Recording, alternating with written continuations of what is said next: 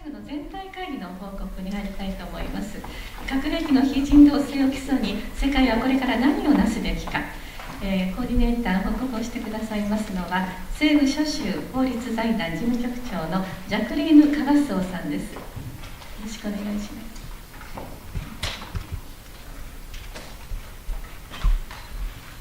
こんにちは。I will give the report from the plenary session, What Should the World Do Regarding the Inhumanity of Nuclear Weapons? It was my pleasure and honor to be a co-coordinator with Mr. Akira Kawasaki, co-chair of ICANN from Japan.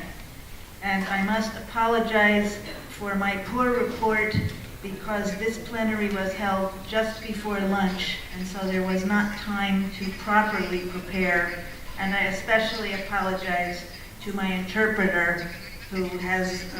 some very rough notes only. The panelists in our session were Tilman Ruff, co-president of IPPNW from Australia, Susie Snyder from the Nuclear Disarmament Program at Pax Christi IKV, the Netherlands, and David Krieger from the Nuclear Age Peace Foundation in the United States.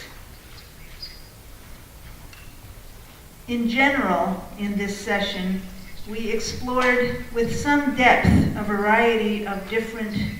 initiatives and ideas, and were able to frankly discuss both the promising campaigns that are now underway, while also acknowledging some of the very profound challenges that we face in order to reach our objectives. We also highlighted the significance and important roles of both the Hibakusha and the young people. Tilman Ruff talked about the significance of the upcoming Mexico Conference on the humanitarian impacts of nuclear weapons, as well as the importance of evidence in our work for nuclear abolition. Since the 2010 NPT Review Conference, international attention has increasingly been focused on the humanitarian impacts of nuclear weapons.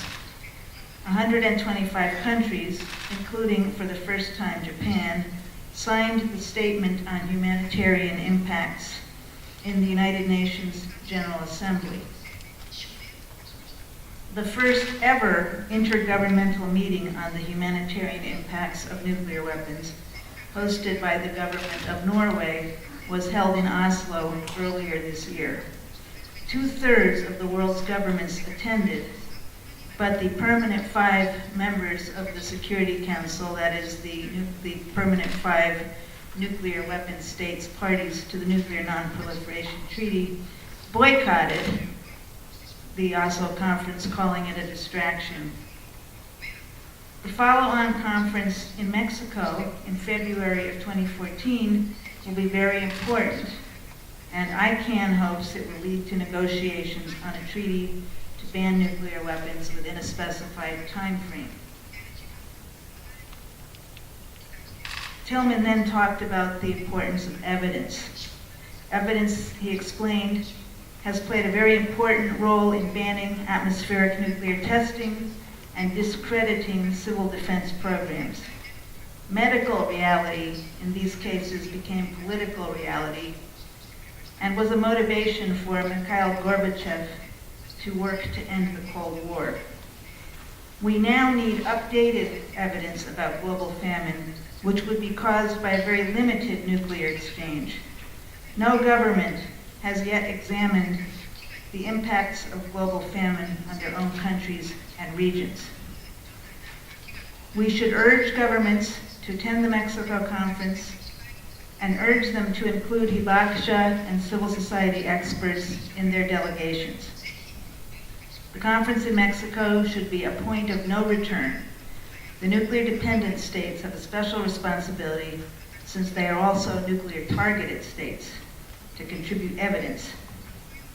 This includes Japan and Australia. Susie Snyder talked about the need to create and maintain a global architecture to achieve a nuclear weapon-free world. To do this, she said, we need a whole world approach to stigmatize, ban, and eliminate nuclear weapons. And this includes engaging with the financial sector. Her organization has issued a new report called Don't Bank on the Bomb to strengthen the global stigmatization of nuclear weapons production, maintenance, and modernization. They found 298 financial institutions in 30 countries that invested $314 billion over the past 3 years in maintaining and modernizing nuclear arsenals. These include 5 Japanese banks, and of these, Susie suggested that Mizuho Bank is the most promising target for change. The report also found 12 financial institutions with excellent policies and 20 more with good policies, and these can serve as a model for other financial institutions. This campaign to divest from these institutions, financial institutions, or convince them to change their financial policies regarding nuclear weapons will contribute to the whole society approach to the elimination of nuclear weapons. Susie explained that the Netherlands hosts 20 nuclear weapons, 20 US nuclear weapons, and works closely with Japan as part of the Nuclear Proliferation and Disarmament Initiative, NPDI. The 12 members of NPDI have broad geographical representation, and they could influence the nuclear weapon states, but first they will have to challenge the policies of the nuclear weapon states. 4 of the members of the NPDI actually engage in planning or training to use nuclear weapons. 3 members actually host US nuclear weapons on their territories. All NPDI members have close ties with the United States, and they have the potential to be leaders in rejecting US nuclear deterrence. The NPDI will meet in Hiroshima in April 2014, and there they have the opportunity to live up to what they say they want others to do. And this meeting, is, the panelists agreed, is an important focal point for Japanese NGOs. David Krieger then spoke and underlined that we've learned that governments will not do the right thing on their own, especially the nuclear weapon states. It's the voices of the people that will move governments to action. He said that the role of citizens in Hibakusha is centrally important to delegitimizing nuclear weapons.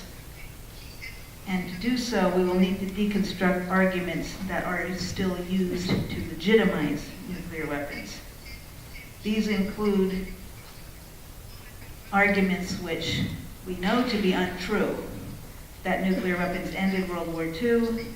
that nuclear weapons prevent wars, that no rational leader would use nuclear weapons, that nuclear weapons make us more secure, and that nuclear weapons are needed to protect against nuclear attack. David stressed the uniquely important role of the Hibakusha in telling their stories to the world, and he urged young people to learn from the Hibakusha and to spread their stories throughout the world. He characterized the moment we live in as a moment of shared danger, but also one of shared opportunity to take action.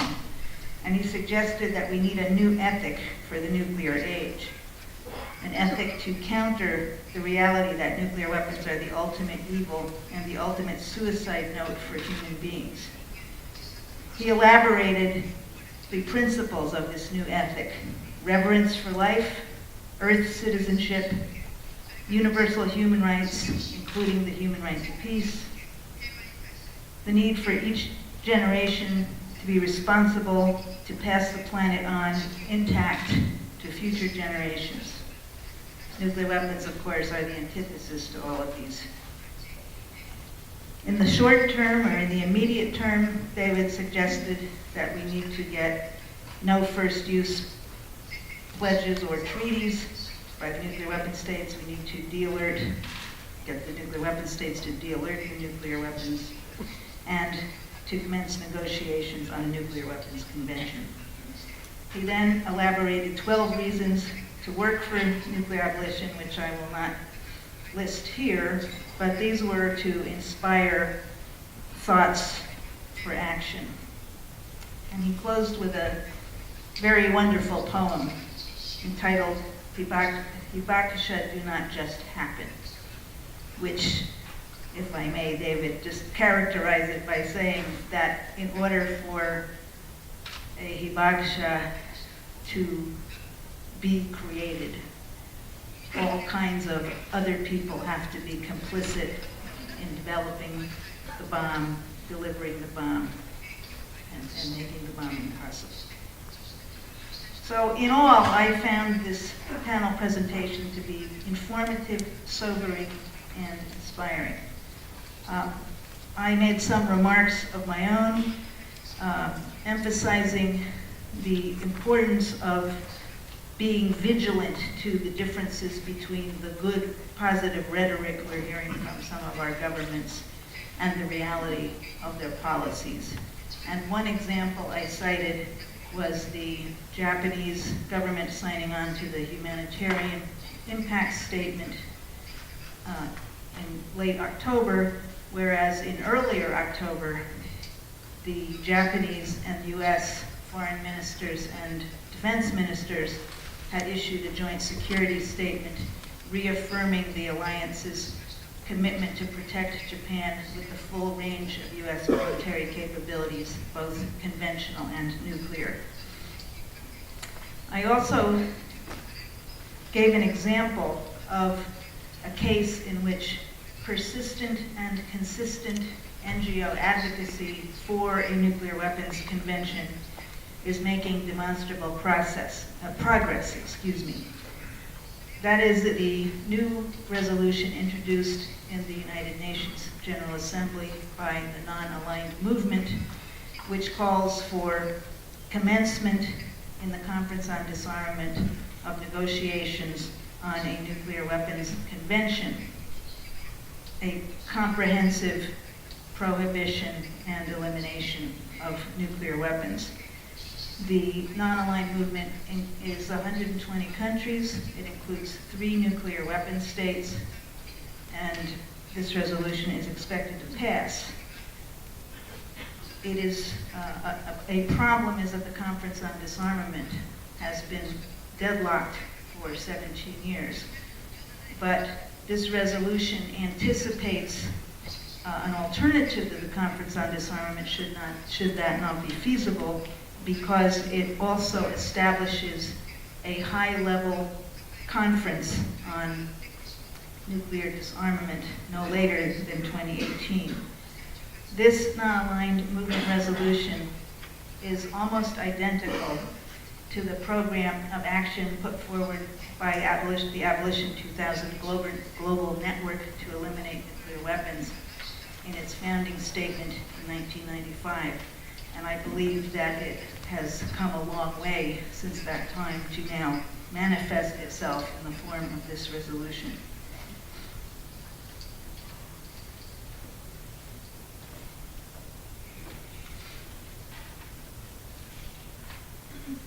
Akira Kawasaki talked about some activities particularly focused on Japan, which NGOs should be encouraged to get involved with. Those include the global voyages of the Peace Boat, which bring together hibakusha and young people. He underscored the importance of the NPDI meeting in Hiroshima in 2014. And he also brought up another one of the unpleasant realities, and that is the potential for the restart of the Rokusho nuclear processing facility. This should be considered as a great danger along with Fukushima. In our question and answer period, which was very lively, there was more discussion, but I just want to focus on one aspect of that, which was a question by a high school student who spent a year living in Belgium and sharing hibakusha testimonies with young people there. And she talked about a petition campaign that high school students are conducting in Fukuoka, and asked what other grassroots activities young people can be engaged in. And that led to a number of suggestions, but one of them being a campaign that David Krieger is organizing called Nukes Are Nuts. Now, that's hard to translate. It means that nukes are crazy and insane. Nuclear weapons are crazy or insane. And his organization is trying to launch a social media campaign with people recording short statements about why they think nuclear weapons are insane, such as nuclear weapons threaten everything I love, or other things. So that was a creative suggestion. On the other end, Susie pointed out that some of the most important things to do are the simplest things to do, and we shouldn't forget that. Talk to our friends over dinner about what we learned at this conference. Get together to write letters to newspapers. Basic, simple activities that everyone can do in their everyday life. Akira pointed out that Nagasaki, our high school peace ambassadors go to Geneva every year to the United Nations, and encouraged young people here to talk to those high school students when they come back, make friends with them and find out what they have learned from their experiences. Finally, in wrapping up, I identified a couple of other potential directions for action, one of them being, of course, supporting the non-aligned movement resolution that I mentioned, another being to work closely with Mayors for Peace, who are very strong in Japan and who have a terrific international leader in Mayor Taue. Another point was that with regard to Fukushima and Rokasho, we have the opportunity to delegitimize nuclear technology more broadly, because nuclear technology is still seen as a marker of technological sophistication by many developing countries. And by working to delegitimize all nuclear technology, including peaceful nuclear technology, this will contribute to the delegitimization of nuclear weapons. A lot of talk was conducted here at this conference about the possibilities for a nuclear weapon-free zone in Northeast Asia, and I pointed out that there's another region of the world which is also talking about creating a weapon of mass destruction free zone, and that's the Middle East. And Israeli NGOs very courageously are calling for an international conference on a nuclear weapon free zone in December in Haifa, and I encourage Japanese colleagues to go, and if they can't go, to send messages of solidarity. Finally, I noted as an action item for Japanese colleagues that December 8th marks the 50th anniversary of the Tokyo District Court's decision in the Shimoda case. This is a case where the Tokyo District Court found that the US atomic bombings of Hiroshima and Nagasaki were illegal under international law. And this December 8th presents a very important opportunity to remember that decision, to bring it to public attention, to bring it to the Japanese government's attention, and to spread it with the world. And I'd like to just close my report by quoting from Senji Yamaguchi, the prominent Nagasaki hibakusha who died earlier this year. who in 1982 went to the United Nations and brought the message of the Hibakusha: no more Hiroshima, no more Nagasaki, no more Hibakusha, no more war. ありがとう。集会を作り上げるのに長崎県と市、そして私ども長崎市民がボランティアとなって実行委員会を作りまして、準備を進めてまいりました。今まで映像が出なかった部分で開会集会その他の企画についてですね、佐藤正義実行準備委員長の方から皆様にご報告をさせていただきたいと思います。じゃあ準備長、佐藤さんお願いします。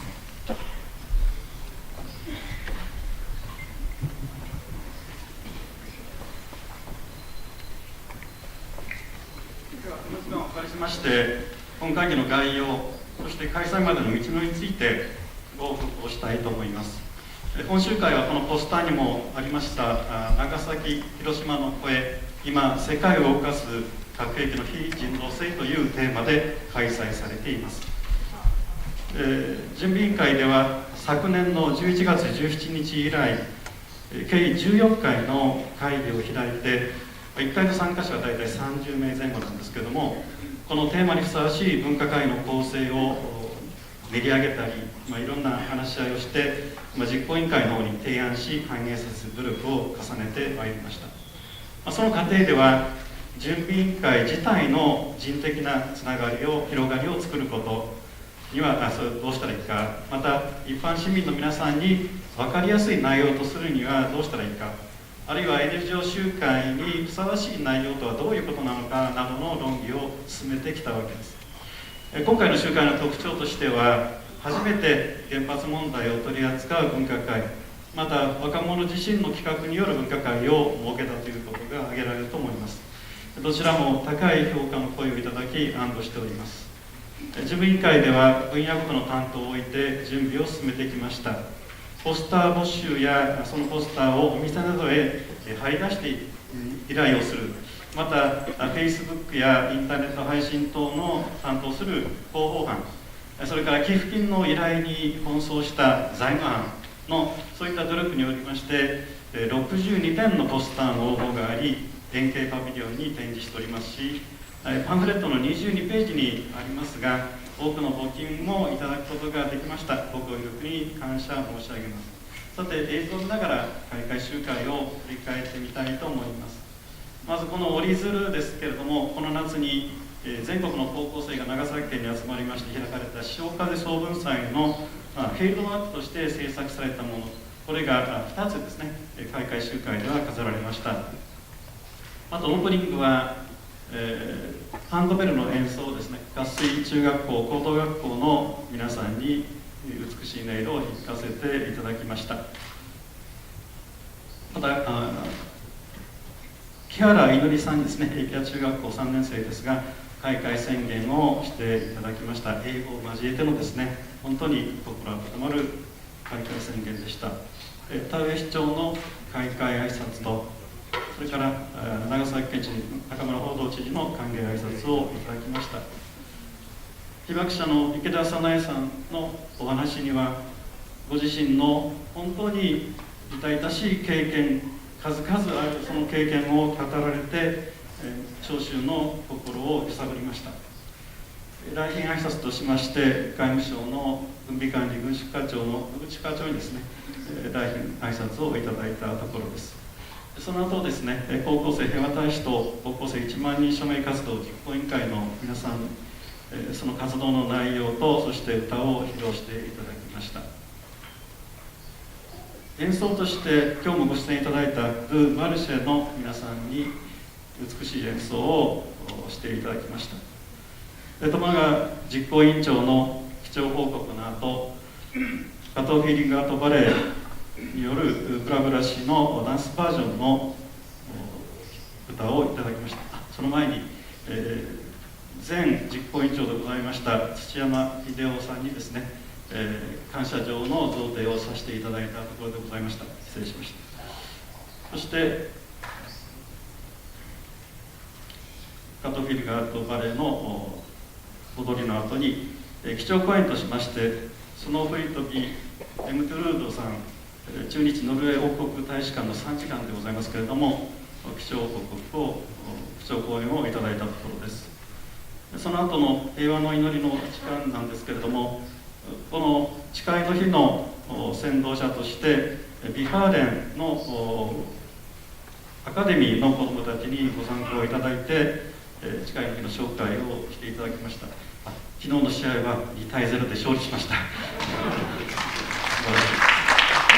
それから宗教者懇話会の皆さんによる祈りの時間ということになりました。そして NGO 代表のスピーチ4名いただいたんですけれども、まずイ・ヘホさん、韓国です。そしてロード・ウィルソンさん、アメリカ。その後ですね、柴田健一さんのトロンボーン演奏、即興での長崎の音を聞こうというテーマでのですね、演奏をしていただきました。また NGO 代表スピーチの続きとして、スージー・スナイダーさん、オランダ、そしてデビッド・クリーガーさん、アメリカにお話をいただきました。エンディングは長崎市立桜町小学校、それから長崎少年少女合唱団、NHK 長崎児童合唱団による3曲をですね、披露させていただきまして、最後にはトロンボーンの柴田健一さんも入ってのフリーブの合唱で皆さん本当にハッピーな気持ちになれたんじゃないかなというふうに思います。このチラシご持ちの方、裏側も参照していただければと思うんですが、開会集会、そしてその前日の会場設営、昨日の分科会、本日の午前午後の集会、などにつきましては、準備員を含めてですね、延べ177名のスタッフのご協力をいただき、運営されております。この数には第4分科会の学生さんの数入ってませんので、おそらく200名を数えるスタッフということになったんじゃないかというふうに思います。さて、チラシの裏面をですね、ご覧いただきたいと思うんですが、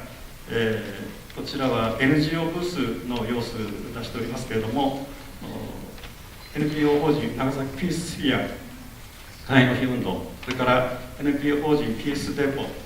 それから長崎の平和推進協会、高校生1万人署名活動実行委員会、高校生平和大使、原水爆禁止長崎県協議会の皆さん、創価学会青年平和委員会、反核医師の会、それからピースバトン長崎、枚方市平和のあかり実行委員会、平和博物館を作る会、こういった皆さんがブースを出していらっしゃいますので、このお会にでもですね、ぜひお立ち寄りいただければというふうに思います。それから開会集会で4つの分科会、全体会議はすでに終了したわけですけれども、ポスターの応募の作品展が先ほど言いました円形パビリオン、それから自粛閣、それから NGO ブースも引き継ぎ開催されております。ぜひご覧いただきたいと思います。またこの集会終了後ですね、原爆落下中止日まで歩くピースウォークもございます。短い更新ですので、こちらにもぜひご参加いただければなということをお願いしまして、私からの報告といたします。ありがとうございました。